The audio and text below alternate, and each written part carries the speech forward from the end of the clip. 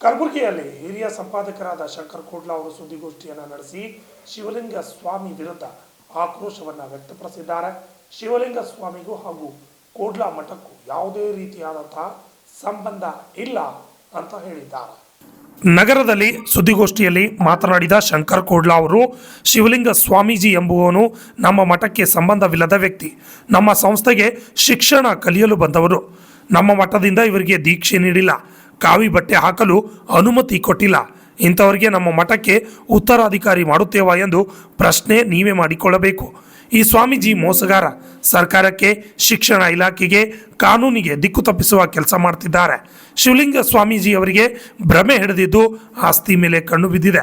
ಇಂತಹ ಸ್ವಾಮಿಗಳು ಹೇಳುವ ಹೇಳಿಕೆ ಗಮನಿಸಿ ಪತ್ರಕರ್ತರು ಇದರ ಬಗ್ಗೆ ಬರೆಯಬೇಕು ಎಂದು ಮನವಿ ಮಾಡಿದರು. ಕೋಡ್ಲ ಮಠದ ಹೆಸರು ಹಾಳು ಮಾಡಲು ಮುಂದಾಗಿದ್ದಾರೆ ಎಂದು ಕಿಡಿಕಾರಿದ್ರು. Bureau report RJ32 Kannada news, Kalaburagi. ನಾನು ಶಂಕರ್ ಕೋಡ್ಲ, ವಯಸ್ಸು 81 ಇದ್ದು, ಅವರಿಗೆ ನಾನು ಉರ್ಲಿಂಗಪೆದ್ದಿ ಸಂಸ್ಥಾನ ಮಠ ಟ್ರಸ್ಟ್ ವತಿಯಿಂದ ಮನವಿ ಮಾಡಿಕೊಳ್ಳುವುದೇನೆಂದರೆ, ಈಗಾಗಲೇ ಸೋಷಿಯಲ್ ಮೀಡಿಯಾದಲ್ಲಿ ಶಿವಲಿಂಗ ಸ್ವಾಮಿ ಎಂಬ ಪರದೇಶಿ ಭಿಕಾರಿ, ಅವನಿಗೆ ನಾವು ಯಾರೂ ನಮ್ಮ ಮಠಕ್ಕೆ ಸಂಬಂಧ ಇಲ್ಲದ ವ್ಯಕ್ತಿ, ಅನ್ನಕ್ಕಾಗಿ ಶಿಕ್ಷಣಕ್ಕಾಗಿ ಮೈಸೂರಿನಿಂದ ನಮ್ಮ ಕೋಡ್ಲ ಗ್ರಾಮದಲ್ಲಿರತಕ್ಕಂಥ ಶಿವಯೋಗಿ ಸ್ವಾಮಿ ವಿದ್ಯಾವರ್ಧಕ ಸಂಸ್ಥೆಯಲ್ಲಿ ಶಿಕ್ಷಣ ಪಡೆಯಲು ಬಂದಿರತಕ್ಕಂಥ ಅನಾಥ ಭಿಕಾರಿ, ಇವನಿಗೆ ನಮ್ಮ ಶಿಕ್ಷಣ ಸಂಸ್ಥೆಯಲ್ಲಾಗಲಿ ನಮ್ಮ ಉರ್ಲಿಂಗಪೆದ್ದಿ ಮಠಕ್ಕೆ ಯಾವುದೂ ಸಂಬಂಧವಿಲ್ಲ. ಇವನಿಗೆ ನಮ್ಮ ಮಠದಿಂದ ಯಾರೂ ದೀಕ್ಷೆ ಸಹ ಕೊಟ್ಟಿರುವುದಿಲ್ಲ ಮತ್ತು ಇವನಿಗೆ ನಾವು ನಮ್ಮ ಮಠದಿಂದ ಯಾವನಿಗೂ ಕಾವಿ ಬಟ್ಟೆ ಹಾಕಿಕೊಳ್ಳಲು ಕೊಟ್ಟಿರುವುದಿಲ್ಲ. ಇವನು ಒಬ್ಬ ಭಿಕಾರಿ. ಇಂಥ ಭಿಕಾರಿಗೆ ನಮ್ಮ ದೊಡ್ಡ ಸಂಸ್ಥಾನ ಉರ್ಲಿಂಗಪೆದ್ದಿ ಮಠಕ್ಕೆ ನಾವು ಉತ್ತರಾಧಿಕಾರಿ ಮಾಡಿಕೊಳ್ಳಲು ಸಾಧ್ಯವೇ ಎಂಬುದು ತಾವೆಲ್ಲರೂ ಊಹಿಸಬಹುದು. ಕಾರಣ ಏಕೆಂದರೆ ಇಂಥ 40 ಮಠಗಳದ್ದು ದೊಡ್ಡ ಪ್ರಸಿದ್ಧವಾದಂಥ ಜಗತ್ತಿನಲ್ಲಿ ಪ್ರಸಿದ್ಧವಾದಂಥ ಜಗದ್ಗುರುಗಳಾದಂಥ ಶ್ರೀ ಮಹಾದೇವ ಸ್ವಾಮಿಗಳು, ನಂಜುಂಡ ಸ್ವಾಮಿಗಳು, ಈಗ ಜ್ಞಾನಪ್ರಕಾಶ ಸ್ವಾಮಿಗಳು ಇದ್ದಾರೆ. ಇಂಥ ಒಂದು ದೊಡ್ಡ ಮಠಕ್ಕೆ ಇಂಥ ಭಿಕಾರಿಯನ್ನು ನಾವು ತಂದು ಉತ್ತರಾಧಿಕಾರಿ ಮಾಡಿಕೊಳ್ಳಲು ಸಾಧ್ಯವೇ? ಇವನು ಚೀಟರ್, ಮೋಸಗಾರ. ಇವನು ಸರ್ಕಾರಕ್ಕೆ ಮೋಸ ಮಾಡ್ತಿದ್ದಾನೆ, ಶಿಕ್ಷಣ ಇಲಾಖೆಗೆ ಮೋಸ ಮಾಡ್ತಿದ್ದಾನೆ, ನ್ಯಾಯಾಲಯದ ಸಮಯ ಬರ್ಬಾದ್ ಮಾಡ್ತಿದ್ದಾನೆ, ಪೊಲೀಸ್ ಇಲಾಖೆಗೆ ಸುಮ್ಮನೆ ಸ್ವತಃ ಆರ್ಗ್ಯುಮೆಂಟ್ ಮಾಡ್ತಂತೇಳಿ ಸುಳ್ಳು ಅಪವಾದಗಳನ್ನು, ಸುಳ್ಳು ಅರ್ಜಿಗಳನ್ನು, ಹೊಸ ಆಫೀಸರ್ ಬಂದಾಗ ಸುಳ್ಳು ಅರ್ಜಿಗಳನ್ನು ಕೊಟ್ಟು ಜನಕ್ಕೆ ಪ್ರಿಯಂಬಲ್ನಲ್ಲಿ ಓದಿ ಹೇಳಿ ಮೋಸ ಮಾಡ್ತಿರ್ತಕ್ಕಂಥ ಭ್ರಷ್ಟ ಒಬ್ಬ ಹುಚ್ಚ ಇವನು. ಅವನಿಗೆ ಭ್ರಮೆ ಹಿಡಿದಿದೆ. ಅವನಿಗೆ ಆಸ್ತಿ ಮಠ ಏನಾದ್ರು ಬೇಕಾಗಿದ್ದರೆ ಆ ಮಠದ ಸಂಸ್ಕೃತಿ ಇರ್ತದೆ, ಪದ್ಧತಿ ಇರ್ತದೆ, ಮಠಕ್ಕೆ ತೆಗೆದುಕೊಳ್ಬೇಕಂತ ರೂಲು ರೆಗ್ಯುಲೇಷನ್ ಇರ್ತವೆ. ಆ ರೀತಿಯಿಂದ ನಾವು ಇವನಿಗೆ ನಮ್ಮ ಸಮೀಪ ಬಂದಿಲ್ಲ. ಇವನು ಬದುಕಲಕ್ಕಾಗಿ ಮೈಸೂರಿಂದ ಬಂದವನು ಇವನು. ಇಂಥ ವ್ಯಕ್ತಿಗೆ ನಾವು ಮಠದ ಉತ್ತರಾಧಿಕಾರಿ ಮಾಡುತ್ತೇವೆ. ದಯವಿಟ್ಟು ಪತ್ರಕರ್ತರೇ, ಕರ್ನಾಟಕ ರಾಜ್ಯದಲ್ಲಿ ನಾನು ಸಹ ಒಬ್ಬ ಕರ್ನಾಟಕ ರಾಜ್ಯದ ಪತ್ರಕರ್ತರ ಸಂಪಾದಕರ ಅಧ್ಯಕ್ಷರಾಗಿ ಕೆಲಸ ಮಾಡಿರ್ತೇನೆ. ನನಗೂ ಸಹ ಪತ್ರಿಕೆಯ ಅನುಭವ ಇದೆ. ದಯವಿಟ್ಟು ತಮ್ಮೆಲ್ಲರಲ್ಲಿ ಮನವಿ ಮಾಡಿಕೊಳ್ಳುವುದೇನೆಂದರೆ, ಇಂಥ ಅವಿವೇಕಿಯ ಸ್ಟೇಟ್ಮೆಂಟನ್ನು ರಿಕಾರ್ಡ್ ಮಾಡಬೇಡ್ರಿ.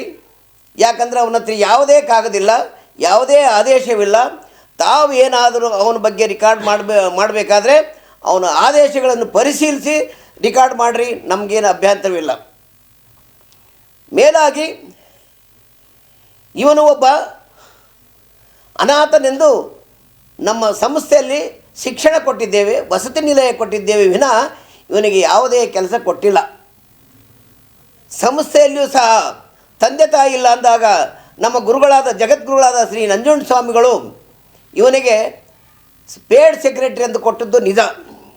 ಆ ಒಂದು ಪೇಡ್ ಸೆಕ್ರೆಟರಿ ಕೊಟ್ಟದ್ದೇ ದುರುಪಯೋಗ ಮಾಡಿಕೊಂಡು, ಅವರು ರುಜುವನ್ನು ದುರುಪಯೋಗ ಮಾಡಿಕೊಂಡು ಅವನು ನ್ಯಾಯಾಲಯದಲ್ಲಿ ದಾವೆ ಹಾಕಿರ್ತಾನೆ.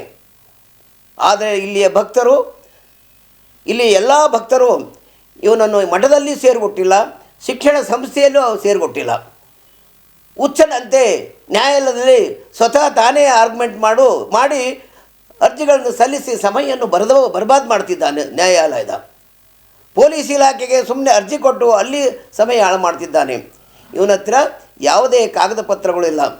ದಯವಿಟ್ಟು ಪತ್ರಕರ್ತರೇ ಗಮನಿಸಿರಿ ಮತ್ತು ಸೋಷಿಯಲ್ ಮೀಡಿಯಾದವರೇ ಗಮನಿಸಿರಿ.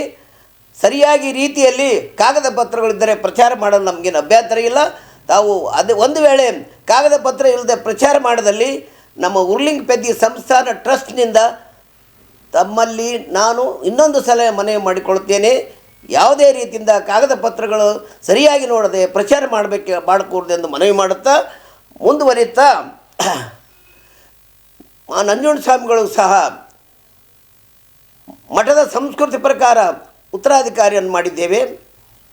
ಜ್ಞಾನಪ್ರಕಾಶ ಸ್ವಾಮಿಗೂ ಸಹ ಮಠದ ಪರಂಪರೆ ಪ್ರಕಾರ ಉತ್ತರಾಧಿಕಾರಿಯನ್ನು ಮಾಡಿದ್ದೇವೆ. ಈ ಮಠದ ಟ್ರಸ್ಟು ದೊಡ್ಡ ಒಂದು 40 ಮಠಗಳದ ಸ್ವಾಮಿಗಳದ ಒಂದು ಟ್ರಸ್ಟ್ ಇದೆ.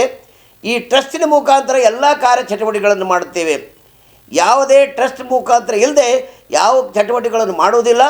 ಜ್ಞಾನಪ್ರಕಾಶ ಸ್ವಾಮೀಜಿಯವರು ನಿಮಿತ್ತವಾಗಿ ಜಗದ್ಗುರುಗಳಾಗಿದ್ದರೂ ಸಹ ಅವರು ಮಠದ ಕೆಳಗೆ ಒಂದು ಟ್ರಸ್ಟ್ ಇದೆ.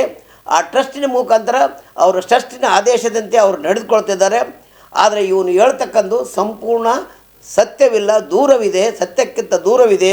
ಸುಳ್ಳು ಹೇಳುತ್ತಾ, ಮೋಸ ಮಾಡುತ್ತಾ, ಜನರ ಕಣ್ಣಿಗೆ ಮಣ್ಣು ಹರಿಸುತ್ತಾ, ಕಾವಿ ಬಟ್ಟೆ ಧರಿಸುತ್ತಾ, ಏನೋ ಕಾವಿ ಬಟ್ಟೆ ಧರಿಸಿದಂಥ ಜನರು ನಮ್ಮ ಸಮಾಜ ಮುಕ್ತವಾದ ಸಮಾಜ, ಅದರಲ್ಲೇ ಹೈದರಾಬಾದ್ ಕರ್ನಾಟಕ ಸಮಾಜ ಅತಿ ಮುಗ್ಧವಾದ ಸಮಾಜ. ಕಾವಿ ಬಟ್ಟೆ ಹಾಕೊಂಡ್ರು ಸಾಕು ಹೋಗಿ ನಮಸ್ಕಾರ ಮಾಡುವ ಒಂದು ಪದ್ಧತಿ ಇದೆ. ಇವನು ಆ ಕಾವಿ ಬಟ್ಟೆಯನ್ನು ದುರುಪಯೋಗ ಮಾಡಿಕೊಂಡು ಸಮಾಜಕ್ಕೆ ವಂಚನೆ ಮಾಡ್ತಿದ್ದಾನೆ. ಸಮಾಜ ದ್ರೋಹಿ ಇದ್ದಾನೆ, ಸಮಾಜ ದ್ರೋಹಿ ಇದ್ದಾನೆ. ಇಂಥ ಸಮಾಜ ದ್ರೋಹಿ ಎಲ್ಲಿ ಸತ್ರೇನು, ಎಲ್ಲಿ ಬಿದ್ದು ಸತ್ರೇನು ಇದು ಪರವಾಗಿಲ್ಲ. ಅವನು ನಮ್ಮ ಬಗ್ಗೆ ಮತ್ತು ಸ್ವಾಮಿಗಳ ಬಗ್ಗೆ, ನಮ್ಮ ತಮ್ಮನ ಬಗ್ಗೆ ಮರ್ಡರ್ ಮಾಡ್ತಾರೆ, ನನಗೆ ಸತ್ರೆ ಅವರೇ ಕಾರಣ ಅಂತ ಹೇಳಿದ್ದಾನೆ. ಅವನು ಸತ್ರನೂ ಪರಕ್ಕೆ ಬೀಳೋದಿಲ್ಲ ನಮಗೆ. ಅವನು ಸತ್ರನೂ ಪರವಾಗಿ ದೇಶದಲ್ಲಿ ಅಂಥ ಸಮಾಜ ದ್ರೋಹಿ, ದೇಶಕ್ಕೆ ಅಂಥ ದ್ರೋಹಿ ಇರೋದ್ರಿಂದ ಸಮಾಜ ಕೇಳುತ್ತದೆ. ಅಂಥ ದ್ರೋಹಿ ಎಲ್ಲಿ ಸತ್ರು ಅಷ್ಟೇ ಇದೆ. ಯಾಕಂದರೆ ಸಮಾಜವನ್ನೇ ರಕ್ಷಣೆ ಮಾಡ್ತಕ್ಕಂಥ ಸಮಾಜವನ್ನು ಅನಾಹುತಿಗೆ ತರ್ತಕ್ಕಂಥ ವ್ಯಕ್ತಿ ಇದ್ದರೇನು ಸತ್ರೇನು. ಒಂದು ದೊಡ್ಡ ಸಮಾಜ, ಪರಿಶಿಷ್ಟ ಜಾತಿ ಜನಾಂಗದಲ್ಲಿ, ಇಡೀ ಭಾರತ ದೇಶದಲ್ಲಿ, ಕರ್ನಾಟಕ ರಾಜ್ಯದಲ್ಲಿ ಬಸವ ತತ್ವವನ್ನು ಆಚರಿಸುತ್ತಾ, ಬಸವಣ್ಣ ತತ್ವಗಳನ್ನು ಹರಿಜನರನ್ನು ಉದ್ಧಾರ ಮಾಡುತ್ತಾ, ಹರಿಜನರಿಗೆ ಶಿಕ್ಷಣ ಮತ್ತು ಆರ್ಥಿಕ ನೆರವು ಮತ್ತು ಸಂಸ್ಕೃತಿ ಕಲಿಸ್ತಕ್ಕಂಥ ಈ ಬಸವ ತತ್ವವನ್ನು ಮಾಡ್ತಕ್ಕಂಥ ಕಾರ್ಯಕ್ರಮದಲ್ಲಿ ಅವನು ಅಡ್ಡೆ ಆಗ್ತಾನಂದರೆ ಅವನು ಸತ್ರೊಟ್ಟೆ ಬಿದ್ರೊಟ್ಟೆ. ನಾವು ಇದುವರೆಗೂ ಯಾವ ಆಧಾರ ಮೇಲೆ ಅವರು ನಿಮ್ಗೆ ಆಪಾದನೆ ಮಾಡ್ತಾ ಇದ್ದಾರಂತ ಆಧಾರ ಮೇಲೆ ಯಾವ ಆಧಾರ ಇಲ್ಲ. ಒಂದು ಹೇಳಿದ್ರೆ ಪೇಡ್ ಸೆಕ್ರೆಟ್ರಿ ಅಂತೇಳಿ ನಾವು ತೊಗೊಂಡಿದ್ರು ನಮ್ಮ ನಂಜುಂಡ ಸ್ವಾಮಿಗಳು. ಆವಾಗ ಪೇಡ್ ಸೆಕ್ರೆಟ್ರಿ ಅಂತ ತಂದಾಗ ಆ ಸ್ವಾಮಿಗಳು ಸಹಿ ಆಫೀಸ್ಗೆ ಬೇಕಾಗ್ತಾವೆ, ಅದಕ್ಕೆ ಬೇಕಾಗ್ತಂತ ಬಿಳಿ ಹಾಳಿ ಮೇಲೆ ಮತ್ತು ಸ್ಟ್ಯಾಂಪಿನ ಮೇಲೆ ಸಹಿಗಳು ತೊಗೊಂಡು, ಆ ಸಹಿಗಳು ತೊಗೊಂಡು ಏನು ಮಾಡ್ಕೊಂಡ್ರೆ ತಾನೇ ಉತ್ತರಾಧಿಕಾರಿ ಇವರು ಮಾಡಿದ್ದಾರೆ ಅಂತ ಹೇಳ್ಕೊಂಡು ಅವ್ರ ಸಹಿ ಮೇಲೆ ಇವನು ಹೋಗ್ತಾ ಇದ್ದಾನೆ ವಿನ ನಮ್ಮ ಹತ್ರ ಯಾವ ಟ್ರಸ್ಟ್ನಿಂದ ಅವನು ಸದಸ್ಯನಾಗಿ ತೊಗೊಂಡಿಲ್ಲ. ಯಾವ ಟ್ರಸ್ಟ್ನಲ್ಲೂ ಅವನಿಗೆ ನಾವು ಮೆಂಬರ್ ಮಾಡಿಲ್ಲ. ನಮ್ಮ ಮಠಕ್ಕೆ ಸಂಬಂಧ ಇಲ್ಲ. ಬದುಕಲು ಬಂದವ ಉತ್ತರಾಧಿಕಾರಿ ಮಾಡೋದನ್ನು ಬಹಳಷ್ಟು ಅವಸರದಿಂದ ಮಾಡಿದ್ದಾರೆ ಅಂತ ಅವ್ರ ಆಪಾದನೆ ಹೇಳ್ಯಾರ. ಏನ್ರಿ ಉತ್ತರಾಧಿಕಾರಿ ಮಾಡಿದ್ರಲ್ಲ ಆ ಟೈಮ್ನಲ್ಲಿ ಕೂಡ ಬಹಳ ಗಡಿಬಿಡಿ ಅವಸರದಿಂದ ಮಾಡಿ ಏನು ಅವಸರ ಮಾಡಿಲ್ಲ. ಒಂದು ತಿಂಗಳ ಟೈಮ್ ತೊಗೊಂಡಿವಿ. ಒಂದು ತಿಂಗಳಿಗೆ ಒಂದು ಕಾರ್ಯಕ್ರಮ ಮಾಡೀವಿ. ಉತ್ತರಾಧಿಕಾರಿ ಮಾಡ್ಬೇಕು ಒಂದೇ ದಿನದಾಗ ಮಾಡೋಕ್ಕಾಗಲ್ಲ. ಜ್ಞಾನಪ್ರಕಾಶ ಸ್ವಾಮೀಜಿಗಳು ಮಾಟ ಮಾಡ್ತಾರೆ, ಮಂತ್ರ ಮಾಡ್ತಾರೆ, ಅವೆಲ್ಲ ಸುಳ್ಳದ. ಅವನು ಸುಳ್ಳು ಹೇಳ್ತಾನೆ. ಅವ ಇಟ್ಕೊಂಡನ ಕುಡುಕರು ಸಂಘ ಇಟ್ಕೊಂಡು ಮಠಕ್ಕೆ ಅಟ್ಯಾಕ್ ಮಾಡಿದಾಗ ಎಲ್ಲರೂ ನಮ್ಮ ಭಕ್ತಾದಿಗಳು ಬಂದು ಮಠದಿಂದ ಓಡಿಸಿ ಹಾಕಿದರು. ಇವನು ನಂಜುಂಡ ಸ್ವಾಮಿಗೆ ಮರ್ಡರ್ ಮಾಡೋಕ್ಕೂ ಪ್ರಯತ್ನ ಮಾಡಿದ, ಎಲ್ಲ ಪ್ರಯತ್ನ ಮಾಡಿದ. ಆದರೆ ಯಾವುದು ಸಕ್ಸಸ್ ಆಗಿಲ್ಲ ಅವನಿಗೆ. ಇದು ಸುಮ್ಮನೆ ಈ ರೀತಿಯಿಂದ ಏನು ಹೇಳಕ್ಕೆ ಇಷ್ಟಪಡ್ತೀರಿ ಅಂತ ಅವನು ನಮ್ಮ ಮಠಕ್ಕೆ ಯಾವುದೇ ಸಂಬಂಧವಿಲ್ಲ. ಪತ್ರಕರ್ತರಲ್ಲಿ ಮತ್ತು ಮಾಧ್ಯಮದಲ್ಲಿ ಎಲ್ಲರಿಗೂ ವಿನಯ ಮಾಡಿಕೊಳ್ಳೋದೇನೆಂದರೆ ಅವನು ಹೇಳ್ತಕ್ಕಂಥ ಸುದ್ದಿಯನ್ನು ಸತ್ಯವಾಗಿದ್ದರೆ ಪ್ರಕಟಣೆ ಮಾಡಿರಿ, ಇಲ್ಲದೇ ಇದ್ದರೆ ದಯವಿಟ್ಟು ಪ್ರಕಟಣೆ ಮಾಡಿ ನಮ್ಮ ಮಠದ ಮರ್ಯಾದೆಯನ್ನು ಕಳಿಬೇಡ್ರಿ ಎಂಬ ದೃಷ್ಟಿಯಿಂದ ತಮ್ಮೆಲ್ಲರಿಗೂ ನಾನು ಮನವಿ ಮಾಡಿಕೊಳ್ತಾ ಇದ್ದೀನಿ.